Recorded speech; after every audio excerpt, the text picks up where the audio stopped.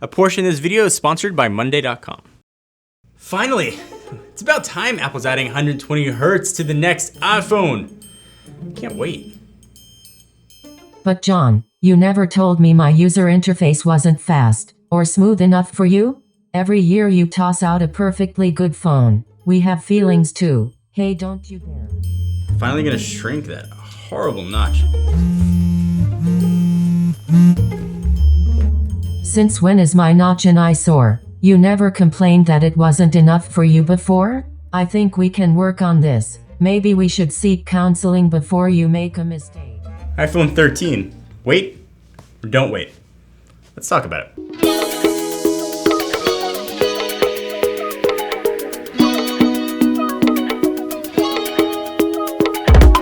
So every year we're faced with the same dilemma, right? Do we buy the latest and greatest? Or do you stick with our old faithful that might only just be a few months old, which is done right by us for a year or longer? And as soon as new features are announced, like new cameras, better displays, the current device starts to feel a little old and dated, at least for me, as the FOMO is real and sets in. And now we are approaching that time again. So let's talk a little bit about what we have to look forward to with the iPhone 13, 12s, whatever they call it. So Apple has included a notch on pretty much every iPhone since the iPhone 10, which came out back in 2017. It's where the selfie camera and Face ID are always stored. The analyst Ming-Chi Kuo back in March predicted that the iPhone 13 will have a smaller notch. That means they're getting a little more screen real estate back. The utilization of that extra space comes down to the new version of iOS. Otherwise, it's just gonna be like wasted pixels. I'm curious to see if the current notch bothers any of you out there, and if a smaller notch is gonna be viewed as an upgrade. For me though, just having a notch is a notch. At this point, it doesn't matter what size it is. I will say though, if shrinking it can actually show me a battery percentage in the upper right-hand corner, then I'm all for it. So the software, it's iOS 15, obviously you run on older phones going all the way back. Personally, this is the first beta that I haven't done in like 5 or 6 years. There's just nothing really compelling to me right now that makes me want to risk the bugs and dealing with beta and developer previews. Having said that though, perhaps there's something new, a hidden feature in iOS 15 that only will reveal itself when the iPhone 13 comes out. I'm not holding my breath, but at least it's something to hope for. So it's been speculated, like, I don't know, probably to death, that when MagSafe got introduced last year, it would usher in the portless iPhone. Which does not appear to be making its way this year. Probably seems about 2 generations or more away. So Apple's got to do a few things before that happens. So Apple's got to catch up with proper fast charging and data transfer through MagSafe. Then I think we'll be probably ready to ditch that port altogether. Until then though, Lightning ports staying around, give up all hope for USB Type-C, which I don't think we are ever going to see on an iPhone. If you watch my videos, you know if there's one hill when it comes to the iPhone I will climb up on and plant my flag, it is that phone needs a high refresh display. For the price they are charging, 60 Hz ain't gonna cut it.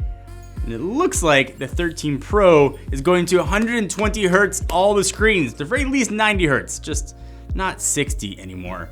This rumor has kind of been on again, off again for at least the past year, but it does look like it is going to be here, make its way to the Pro models. I still say inexcusable to not make its way to the regular models, but high refresh rates are amazing if you haven't used it on the Android side. I think they make the experience so much better and smoother, and every time I go back to an iPhone, it's very apparent to me that the refresh rate is just not up to par with the flagships. On the outside chance that this somehow does not make it into the iPhone 13 Pro line, I could not give the phone a bigger weight until it comes than ProMotion display. It's probably a personal thing. It matters a lot to me. Maybe it doesn't to you, but if it's not here, I say still sit out for next year. I am not by nature an organized person, so Monday.com has been an absolutely perfect solution to make my business run smoother overall completely. So it's not a single purpose software. It can be sort of changed to do whatever you need. And for what I need, the automation side of it has been absolutely amazing. So right now, when a video gets approved, for example, the editor gets an automated note saying, hey, it's approved, it's time to write a script on it. When that script is done, I get a message saying it's time for me to film. After my filming is done, an automation goes to the editor again saying it's time to edit. Producer gets a note saying go out to sponsor, and everything just happens in the background like magic without us having to go through and do it manually each time and forgetting something. It's also cross-compatible with pretty much everything we use. Teams and Slack are kind of the big ones, but it's compatible with pretty much everything else out there. Go to hey.monday.com/John Rettinger. They've extended the free trial from that link from 2 weeks to a month, so you get a month to explore, to customize, and make monday.com work for you. I'll start here. So when it comes to 120 hertz display, there are really strong rumors that it was going to make its way to last year's phone, the iPhone 12, since a lot of the competitors already had it, right? The Galaxies of the world, the OnePluses of the world, even the Pixel had a 90 refresh rate screen.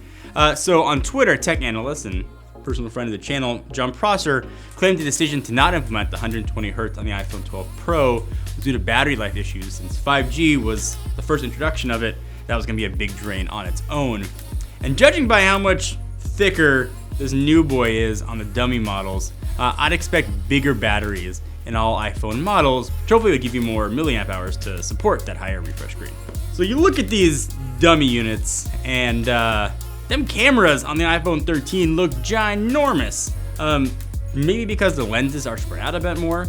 This extra space there is suggesting that perhaps the ultra-wide camera will benefit from sensor shift that is present in the iPhone 12 Pro Max. So better stabilization for video, less noise, and low light for the ultra-wide focal length. Seems like a winner all around.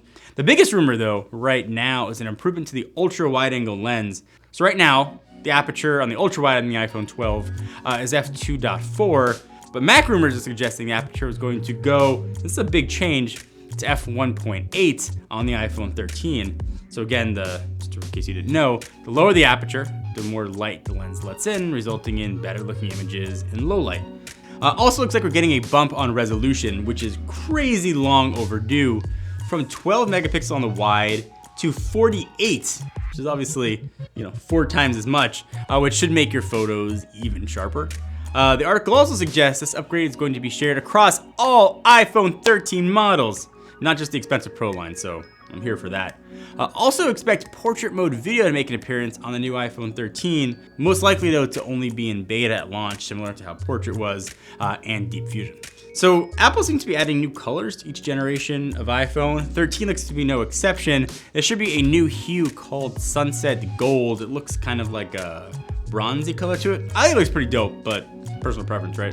Also rumors about a new matte black color have been circulating online. So it was reported by a combination of Everything Apple Pro and Max Weinbach, both of which I think have pretty reliable track records. And if you're a fan of the mini phone, then here's a big reason not to wait. It does look like this will be the last year of the iPhone mini. So poor sales, surprisingly, when it came to the iPhone 12 mini. It seems like everybody wanted the mini iPhone, but not many people bought it. So the last year of it, if you want a smaller phone, then definitely don't wait. So in the age of wearing masks, Touch ID has become sort of back to the forefront of things people want in their phones. And there have been conflicting rumors that it was going to make it onto the iPhone 13s. It appears that is not going to be the case, but does look to debut on next year's iPhone 14. I would love to have redundancy when it comes to biometrics. I think it helps, especially when you're wearing a mask. It's not a deal breaker, I think, for me. I would have liked it to have been there, but if you're the kind of person that's like Touch ID, all the things, then that's definitely a reason to wait. I would expect it when it does come in the 14 or 13S, whatever they call it, to be in screen and not sort of on the side or the top like we have on the iPad Airs. Save the date, I'm gonna call it September 14th, 2021 is when the new iPhones will be revealed. Usually they happen in the 3rd week of September, and usually on a Tuesday, so easy to guess when that's going to be. Whether or not you should wait or upgrade is a personal choice. I've made a lot of videos saying that usually the older generation of phones are still the best value, and the features you get once you get past the FOMO are generally not worth it. Now, having said that, and perhaps a bit hypocritically, if this has a 120 hertz screen, which I expect it to have, I'm going to be the first one in line or waiting at midnight or 5 a.m. whenever pre-orders go up to order an iPhone 13 Pro, but that's a personal choice. I think oftentimes you can get incredible deals on older phones. Whether or not you should wait or not wait, again, is your decision. But if high refresh rate is here, say jump on it.